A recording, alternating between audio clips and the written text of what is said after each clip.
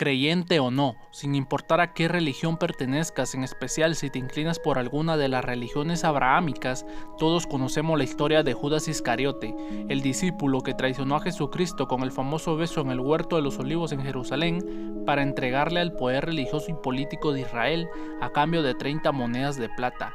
Y desde entonces, como ser maldito ha pasado a la historia, así lo presentan, demonizándole los evangelios canónicos, poniendo el énfasis en esa traición que acabó en tortura, pasión y condena a muerte en el método romano de la cruz. ¿Pero fue realmente así? ¿Fue una traición como nos han hecho ver los evangelios de Mateo, Marcos, Lucas y Juan? Aunque los 4 evangelios tratan de contar la misma historia, hay algunas diferencias narrativas y cronológicas entre ellos sobre cómo sucedieron las cosas, quitando y agregando incluso palabras del mismo Jesús.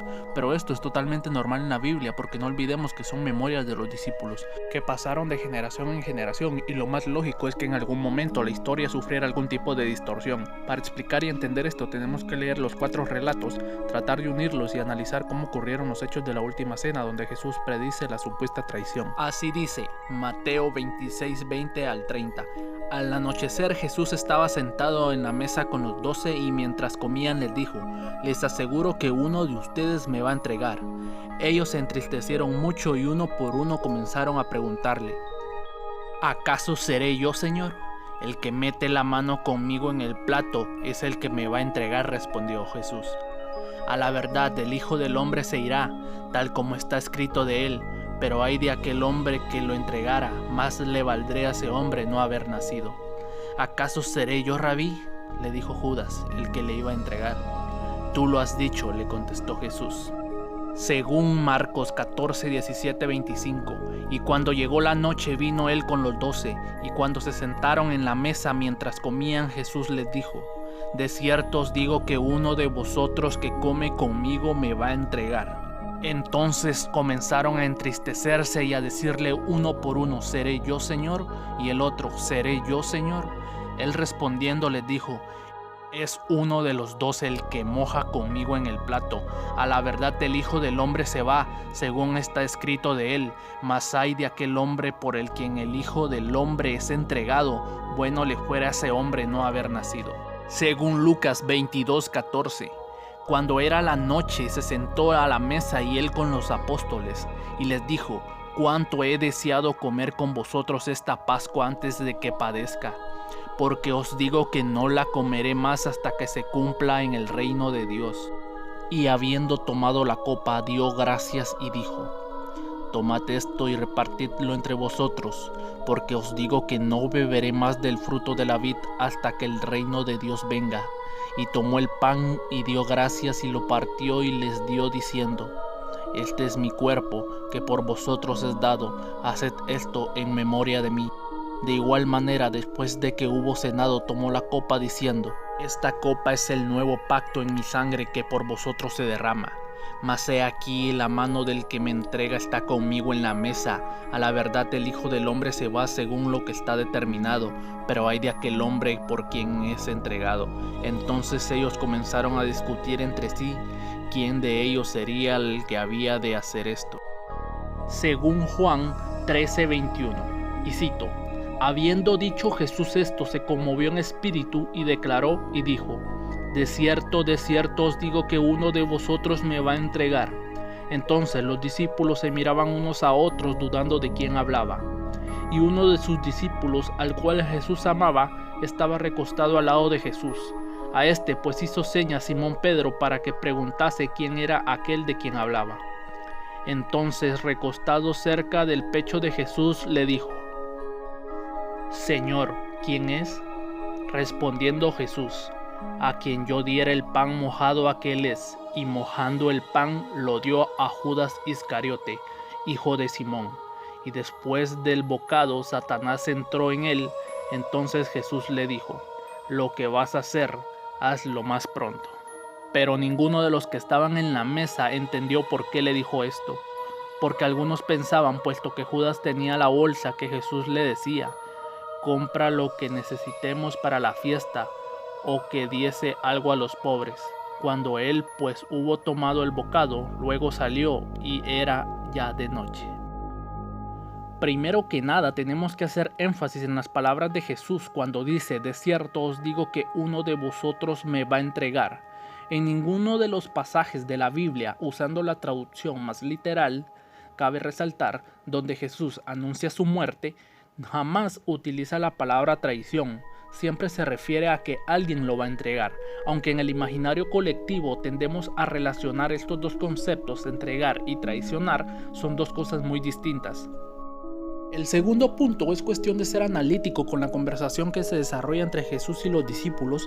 Resulta cuestión de mera lógica darse cuenta que había una especie de trato entre Judas y Jesús para entregarlo. Esta conclusión es fácil de deducir cuando Jesús le dice: lo que has de hacer, hazlo pronto, como si estuviera dándole una instrucción. Además, al discípulo amado del cual no se sabe su identidad, Jesús le reveló quién era el que debía de entregarle, y como citan los 4 evangelios antes mencionados, los discípulos se encontraban en una habitación rodeando a Jesús mientras le escuchaban. Por lo tanto, todos ellos tuvieron que escuchar esto, a menos de que esto lo dijera en secreto, pero tomando en cuenta que era una reunión con su círculo más íntimo, es muy poco probable que esto sucediera así. Lo que quiere decir es que los discípulos sí sabían a quién se refería, y su reacción era el darse cuenta de que Judas era el elegido para entregar al maestro. Esta teoría está respaldada por el Evangelio de Judas, un evangelio apócrifo con una antigüedad de 1800 años, misma antigüedad que los evangelios canónicos en el Nuevo Testamento. Fue hallado en 1978 cerca de la localidad de Beni Mazar en Egipto. Contiene 66 páginas y está escrito en saídico, dialecto del idioma copto. Este evangelio fue perseguido, despreciado y condenado por la misma iglesia. Los motivos por los cuales no está integrado en la Biblia es tema para otro podcast, pero que no haya sido aceptado por los llamados padres de la iglesia no le quita autenticidad al manuscrito, que expone lo contrario a una traición, y revela el cumplimiento de un plan divino previsto por el propio Jesús. Aunque contiene muchas lagunas debido a su deterioro, deja claro que no se trató propiamente de una traición, sino que a Judas le tocó la parte más dura, el papel más comprometido de la misión de Jesús: entregarle, cumpliendo el mandato del Maestro. Y puede tener su lógica, una vez analizados los hechos y la razón de esos hechos, la salvación del mundo, que un hombre muera para salvar al resto. Demos la vuelta a la historia y antes de analizar dicho evangelio, que ha traído de cabeza al Vaticano y a muchos teólogos por defender en su texto a Judas, retratándole como uno de los seguidores predilectos. Por esa razón, Judas recibió de labios del mismo Maestro el encargo de entregarlo. ¿Pero por qué tuvo que ser así? Según la misma Biblia, sin pasión, sin muerte y sin resurrección, no existiría la salvación tal y como la conocemos. Por lo tanto, Judas fue el encargado de que todo sucediera tal cual estaba escrito, solamente hizo lo que le pidió Cristo. Dicho evangelio comienza indicando textualmente que se trata de las revelaciones que Jesús le hizo a Judas Iscariote en privado, durante una semana antes de que se celebrase la Pascua. Escrito en tercera persona, el texto es un diálogo entre Jesús y sus discípulos, especialmente Judas, que parece como el discípulo favorito de Jesús.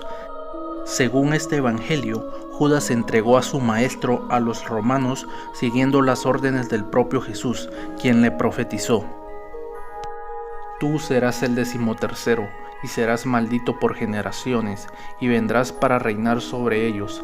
Cita la página 47 del manuscrito.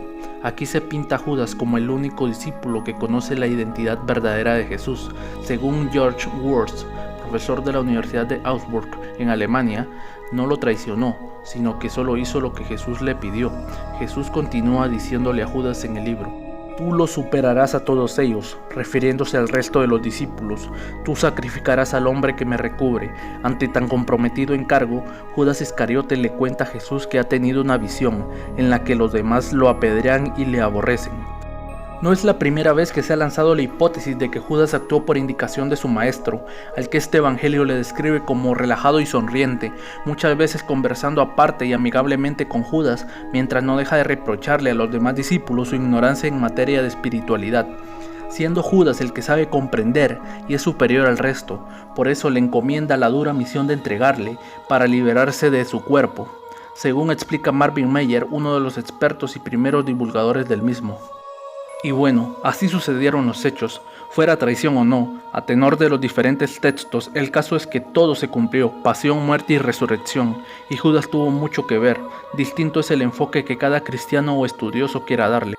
Espero que muchos creyentes no se hayan sentido ofendidos por el atrevimiento de hablar de un tema tan sensible y tan controvertido. No es tanto como para perder la fe si la tienen, ni para adquirirla o justificarse si no la tienen. Es historia muerta que de nuevo ha cobrado vida y nos mantiene en la creencia de que nuestra cultura viene de milenios y no hay razones para ocultarla ni manejarla por intereses personales o espurios.